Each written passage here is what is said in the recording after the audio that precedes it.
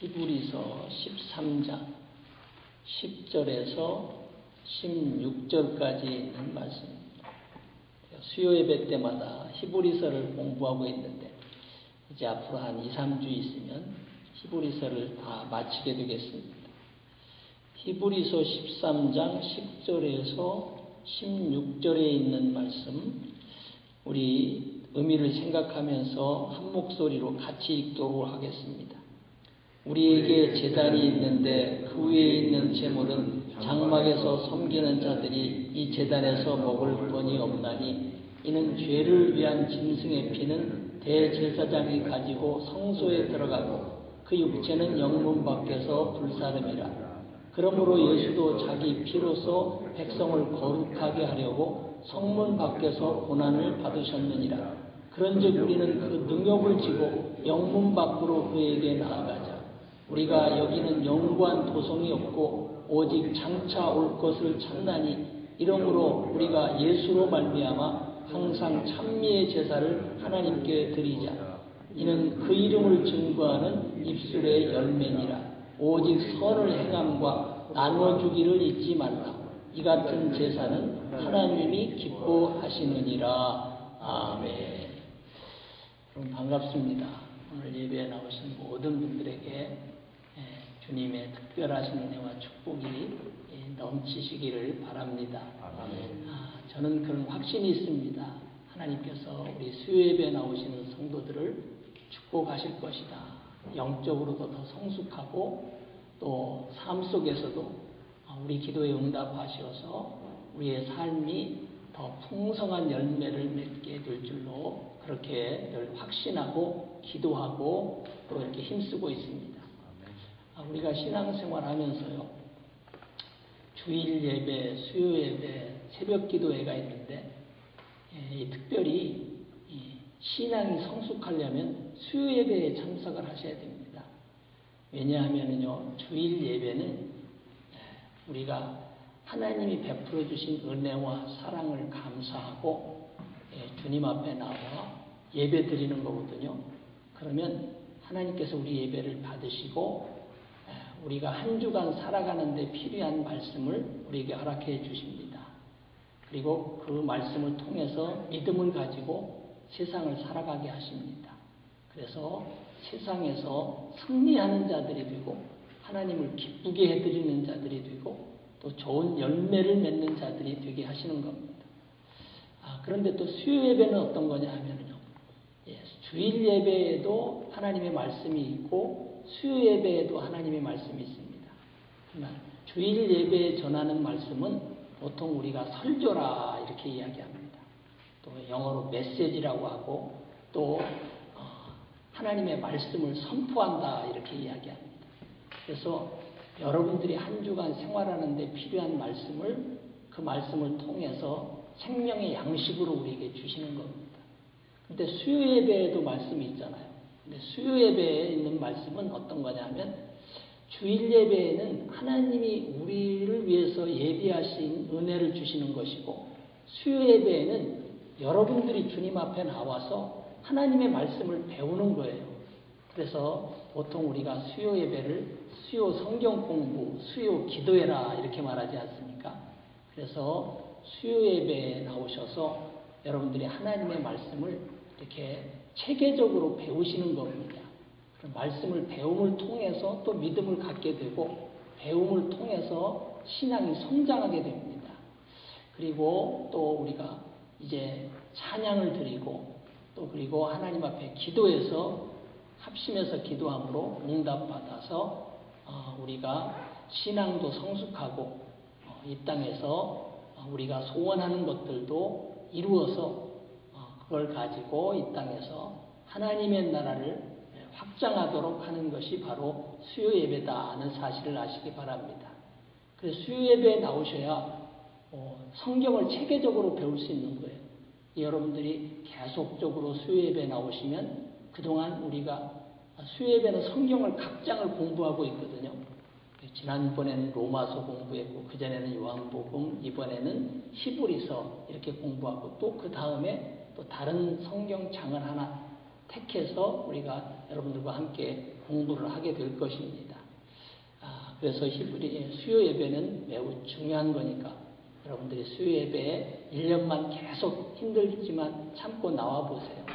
그러면 반드시 여러분의 신앙은 성숙하실 것이고 또 우리가 합심해서 기도하고 있기 때문에 하나님이 우리 기도를 들으시고 여러분의 기도에 하나님이 좋은 것으로 응답하신 것을 여러분들이 체험하게 되실 줄로 믿습니다. 지난주에는 우리가 히브리서 13장 1절에서부터 7절에 있는 말씀을 가지고 본받아야 할 믿음 생활, 신앙 생활이라고 제목으로 말씀을 드렸습니다. 신앙 생활에는 신앙과 생활이 있다고 말씀을 드렸습니다.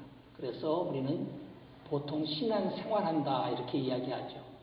신앙 생활은 신앙이 먼저 있어야 되고 그 다음에 신앙을 가진 사람들은 삶을 살아야 된다 이렇게 말씀을 드렸습니다. 그런데 보통 한국 사람들은 신앙은 있는데 삶이 별로 없다 이렇게 말씀을 드렸고요. 또 미국 사람들은 삶은 있는데 신앙이 별로 없다 이렇게 말씀을 드렸습니다.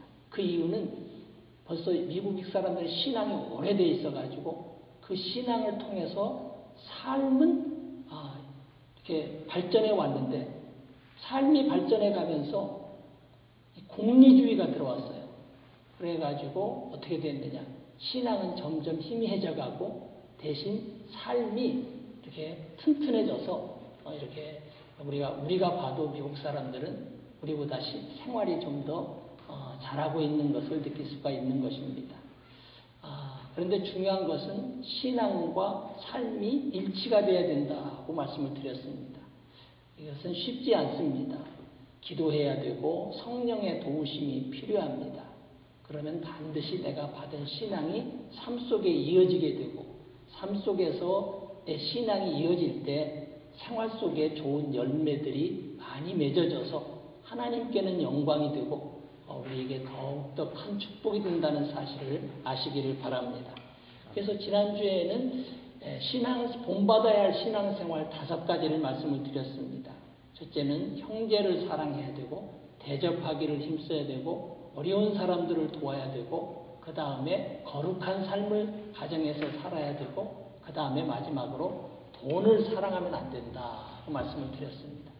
돈은 굉장히 중요한 것인데 돈을 사랑하면 일만하게 뿌리가 되고 그 돈이 결국 우리를 찔러서 믿음에서 떠나게 하고 우리를 망하게까지 한다. 이렇게 성경은 이야기를 하고 있습니다. 오늘은 그럼 무엇을 공부할 것인가? 히브리서 13장 10절에서부터 16절에 있는 말씀을 가지고요. 삶 속의 예배라는 제목으로 말씀을 드리려고 합니다. 삶 속의 제사, 생활 속에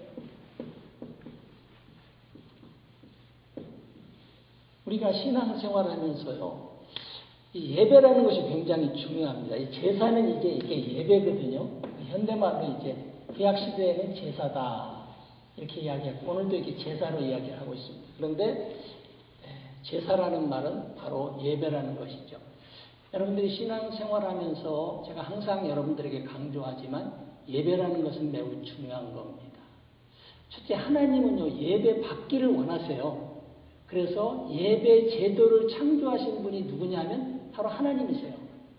하나님이 인간을 창조하시고 죄로 인해서 애굽에서 고통당하는 사람들을 구해놓으시고 첫 번째 하나님이 말씀하신 게 뭔지 아십니까?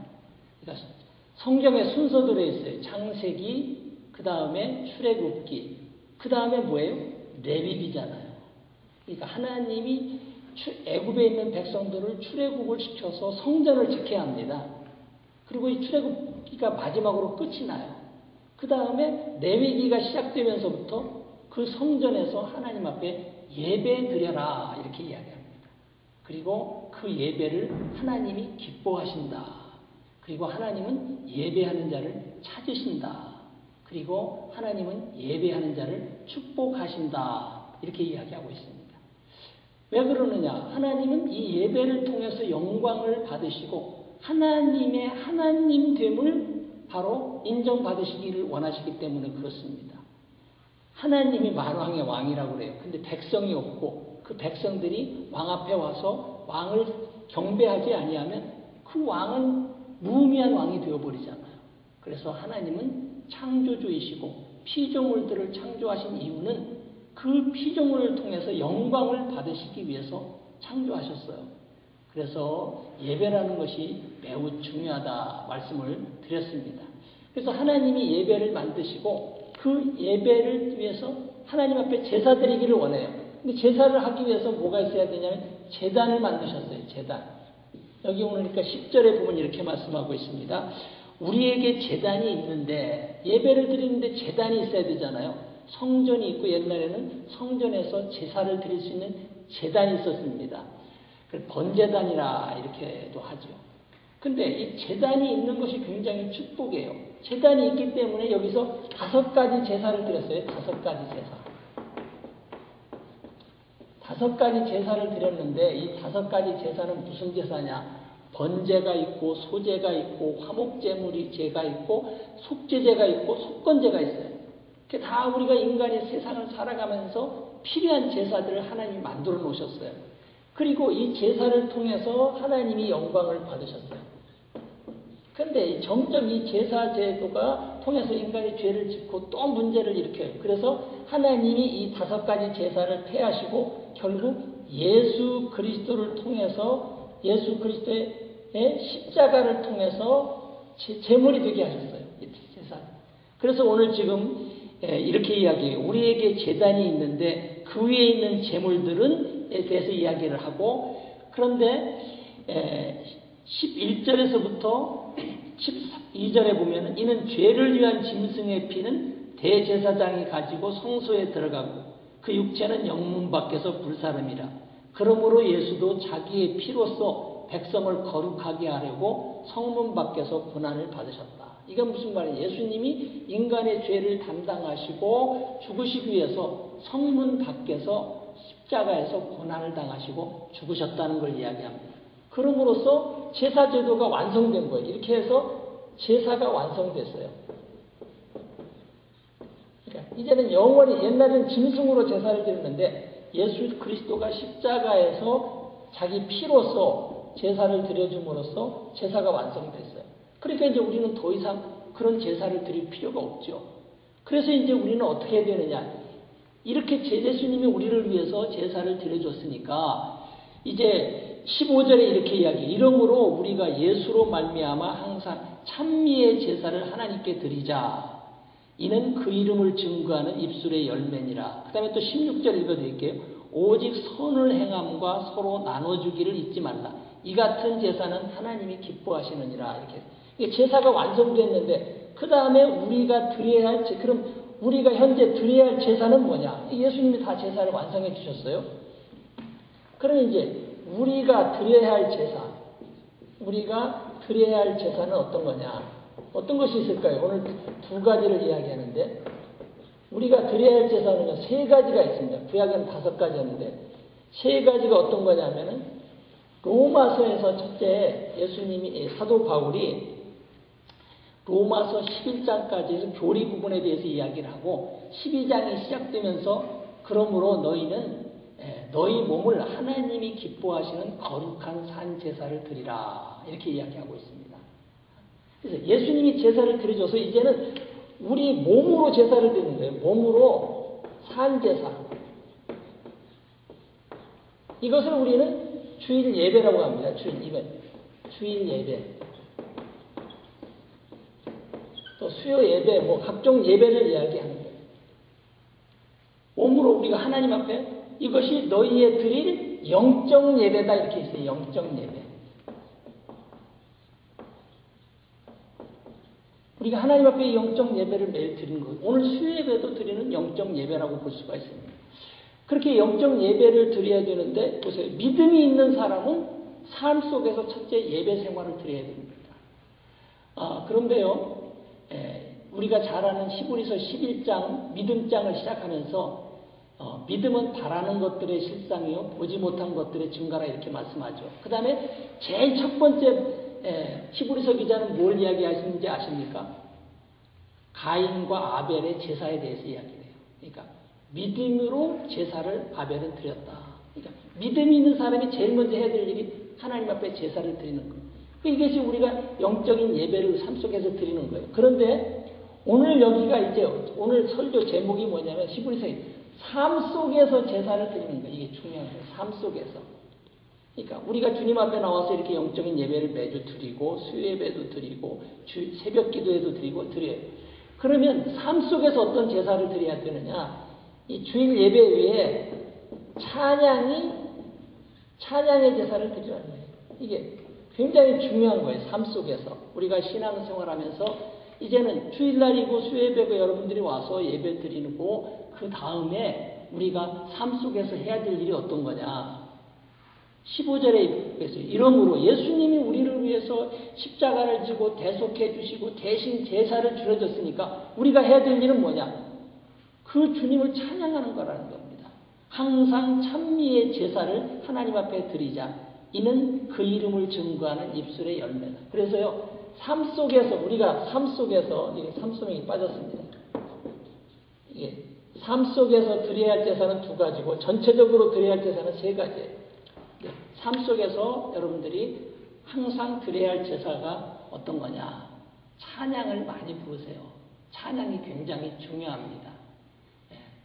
하나님은 인간을 지으시고 호흡이 있는 자마다 주님을 찬양하라.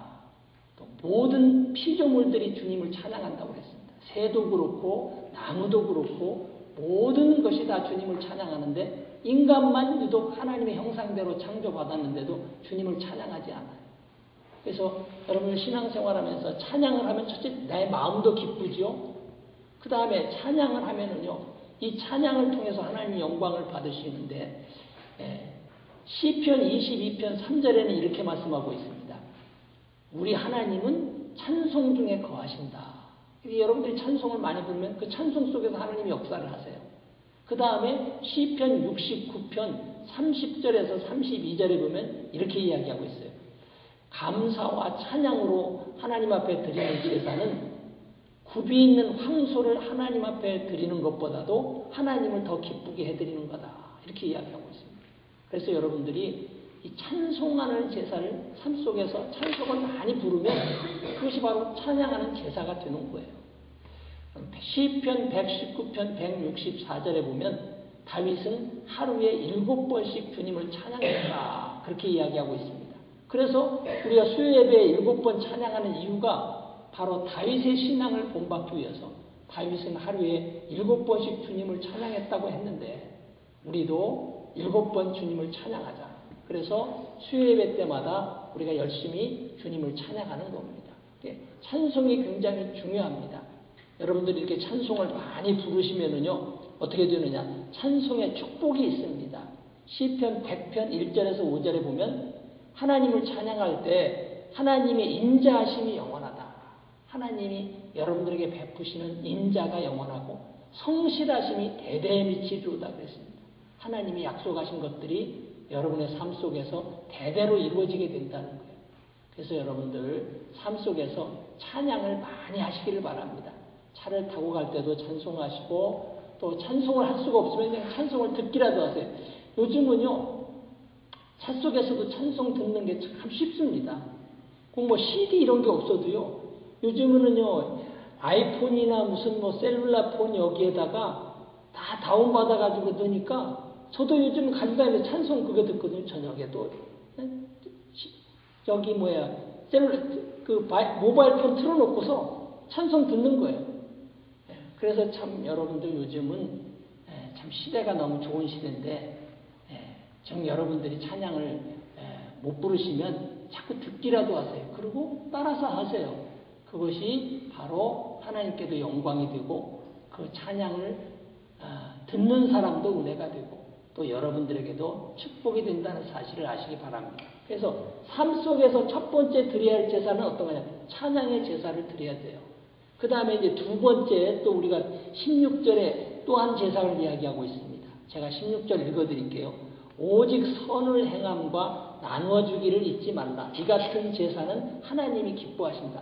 그 다음에 선을 행하고 그 다음에 나눠주는 거. 이게 제사라는 거예요. 여러분들이. 이 같은 제사라고 그러지 않습니다. 이 같은 제사는 하나님이 기뻐하신다. 이렇게 이야기하고 있습니다. 그러니까 우리가 하나님 앞에 드려야 할 제사가 세 가지가 있는데 몸으로 산 제사를 드리는 건 영적 예배고 그 예배 외에 날마다 드리는 삶 속의 제사가 찬양의 제사고요. 그 다음에는 선과 나눠주는 제사가 있다는 것을 아시기 바랍니다. 성경에 다른 제사에 대해서 이야기하고 있잖아요. 구약 성경에는 물론 5가지 제사를 이야기하고 있습니다. 신약에 와서 예수님이 대신 그 5가지 제사를 드려줬기 때문에 우리가 해야 할 제사는 어떤 거냐? 몸으로 하나님 앞에 나와 예배드리는 영적인 제사, 신령과 진정으로 드리는 제사, 그 다음에 삶 속에서 주님을 찬양을 많이 부르세요. 그러면 뭘 하시는 거예요? 여러분들이 하나님 앞에 예배드리는 거예요. 하나님 여러분들이 예배를 받으시면 하나님이 영광을 받으시고 하나님이 여러분들에게 은혜와 축복을 주시는 거예요. 근데 이걸 못해요. 이게 뭐 찬양도 이게 또 쉬운 일은 아니에요. 자꾸 훈련이 필요합니다. 찬양을 자꾸 부르세요. 그 다음에 선을 행하고 나눠주기를 힘쓰는 것이 이게 또 제사입니다. 이 굉장히 중요한 거예요. 예, 우리 구원받은 자들이 마땅히 해야 될 일이 뭐겠습니까? 우리가 선을 행해서 구원받은 게 아니잖아요. 하나님의 은혜로 값없이 구원받았으니까, 이제 구원받았으니까 하나님이 우리에게 뭐라고 합니까? 선을 행하라. 선을 행하라는 그 예수님이 명령입니다. 여러분 누가복음 10장 25절에서 37절에 보면 선한 사마리아에 대한 이야기가 나옵니다. 그런데 그 선한 사마리아를 그 강도 만난 자를 도와준 사람이 선한 사마리아인인데 예수님이 너희도 가서 이같이 해라 이렇게 말씀했어요. 지금 이 세상에 어려운 일 당한 사람들이 많이 있습니다. 그 사람들을 우리가 돌봐주고 그 사람들에게 선을 행하는 것 이것이 굉장히 중요해요. 마태복음 5장 16절에도 보면 예수님은요 산상수훈에서 너희 착한 행실을 사람들 앞에 행하여 하나님께 이를 통해서 영광을 돌리게 하라 이렇게 말씀하고 있습니다. 그래서 우리 크리스찬들은요 착해야 됩니다. 선한 일에 힘써야 됩니다. 그 다음에요 이 선한 일에 힘쓰고 착하게 나눠주면은요 이게 손해날 것 같으죠. 근데 성경은 2가지를 이야기하고 있습니다. 뭘 2가지 이야기하냐? 이게요 디모데전서 6장 18절에서 19절 한번 같이 읽어보겠습니다. 디모데전서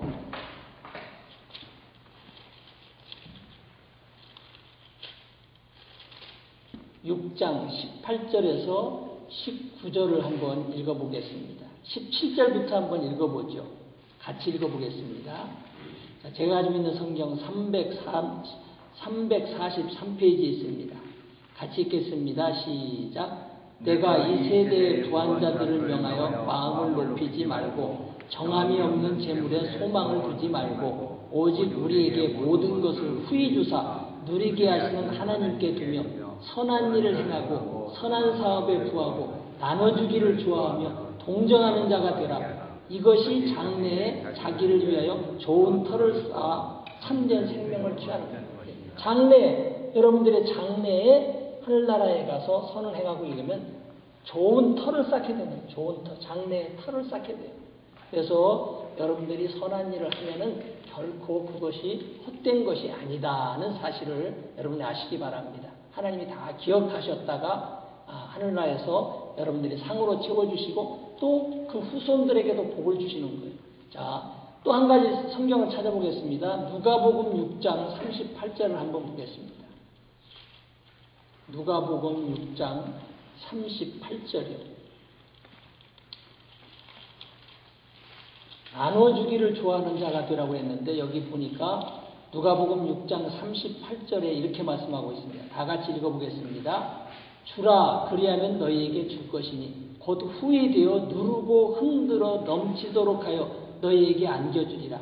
너희의 헤아리는 그 헤아림으로 너희도 헤아림을 도로 받을 것이라. 우리가 나눠주고 도울 수 있는 것 주면은 어떡하느냐. 하나님께서 누르고 흔들어서 넘치도록 하여 너희에게 안겨주리라. 이렇게 이야기하고 있습니다. 우리가 진정 이것을 그냥 성경이 나에게 하시는 말씀이다 이렇게 생각하지 마시고요. 한번 삶 속에서 실천해 보시기를 바랍니다. 꼭 주라는 말은 여러 가지 의미를 가지고 있습니다. 꼭 물질만 주라는 것은 아닙니다. 물질이 어려운 사람에게 물질을 도와주는 것도 중요한 것이지만 여기에 보면 위로가 필요한 사람에게 위로를 주면 우리를 위로해 준다고 그랬어요. 또 사랑을 주면 사랑을 받게 되고요. 물질을 주면 물질로 받게 되고요.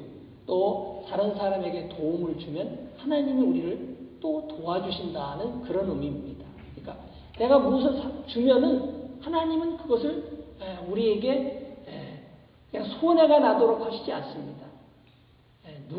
마태복음 7장 12절에 보면 골든율이라는 게 있습니다. 황금률이라는 게 있는데 그 황금률이 어떤 거냐면 이런 말씀입니다. 너희가 남에게 대접을 받고자 하느냐? 너희도 남을 대접하라. 그리하면 너희가 남에게 대접을 받게 되리라. 이렇게 이야기를 하고 있습니다. 그래서 자꾸 뭘 받으려고만 하는 것은 좋은 것이 아닙니다. 우리가요, 자꾸 자그마한 것이라도 주려고 자꾸 힘써 보세요. 그러면 하나님께서 우리에게 신령한 것으로도 채워주시고 기름진 것으로도 채워주시고 육체의 건강까지도 책임져 주신다는 사실을 아시기를 바랍니다. 그래서 여러분들이 삶 속에서 우리는요, 신앙은 있는데 삶 속에 제사가 없어요. 그래서 삶 속에 예배자가 되어야 됩니다. 삶 속에 예배자가 되려면 어떻게 해야 되느냐? 주일날 와서 예배 드리고 그 다음에 삶 속에서 늘 찬양하고 사세요. 그 다음에 어떻게 선을 행하고 나눠주는 것을 힘써 보세요. 그러면 이것이 하나님을 어떻게 한다고 그랬습니까? 기뻐하는 제사가 된다고 했습니다. 이것을 하나님이 기뻐하시는 거예요. 하나님이 기뻐하신다. 하나님이 기뻐하시면 되는 거 아닙니까? 이런 제사가 되는 거예요. 그러면 하나님이 기뻐하신다는 말은 하나님이 영광을 받으신다는 겁니다.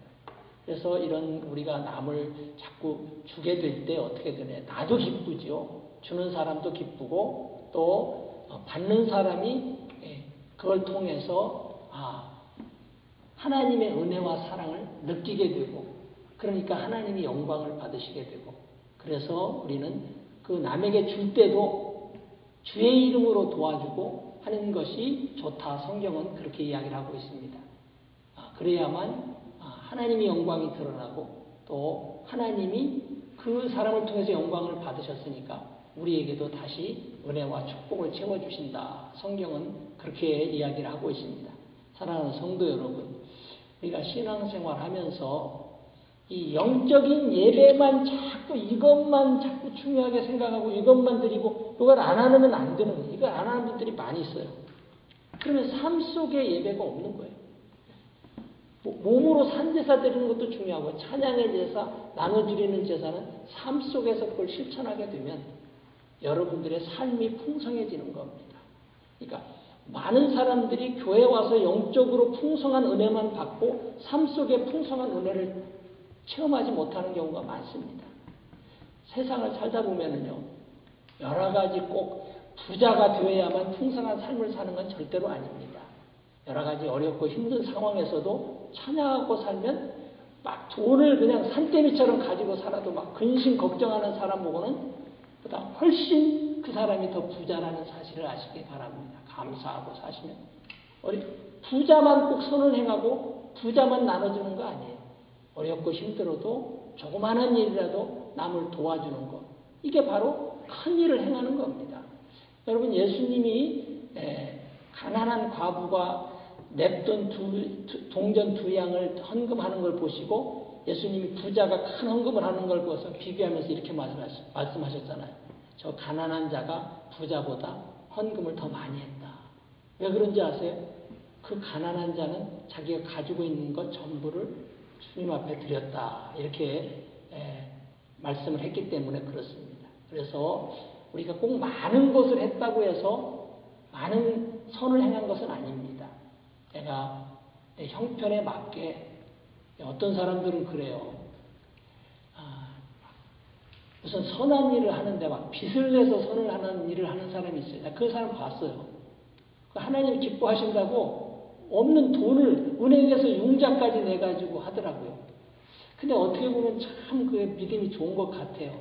그 사람 믿음이겠죠. 그러나 성서적으로 보면은 그것은 성서적인 것이 아닙니다. 하나님은 우리에게 있는 것에 합당하게 자기 형편과 사정에 맞게 일을 하면서 하나님이 축복을 받기를 원하십니다. 그러니까 여러분들이 신앙생활하면서 제가 한 가지 더 잠깐 말씀을 드리고 설교를 마치려고 하는데, 하나님의 축복은요 이렇습니다.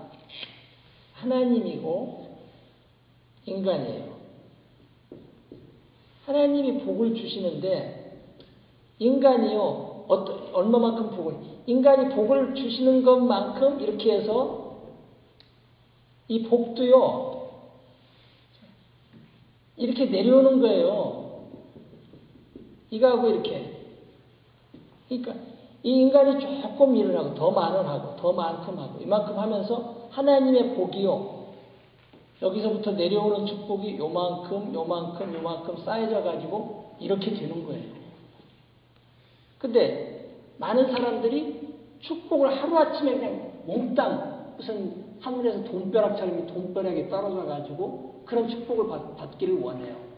그건 하나님의 방법이 아닙니다. 그리고 하나님은요 전지전능하시기 때문에 하나님이 필요하시면요 산도 옮깁니다. 그러나 하나님의 방법은요 조금씩. 그래서 성경에 작은 일을 충성하는 자는 큰 것에도 충성하고 작은 일을 행하는 자에게 하나님께서 더 많은 것으로 채워주신다 이렇게 이야기를 하고 있습니다. 그래서 여러분들 신앙생활 하면서 이 삶 속에 예배자가 될 수 있기를 바랍니다. 그러기 위해서는 받은 은혜에 감사하고 찬양하시고요. 또 받은 은혜에 감사하시고 조그만한 일이라도 선한 일에 힘쓰는 그런 복된 성도님들 되시기를 바랍니다. 기도하겠습니다.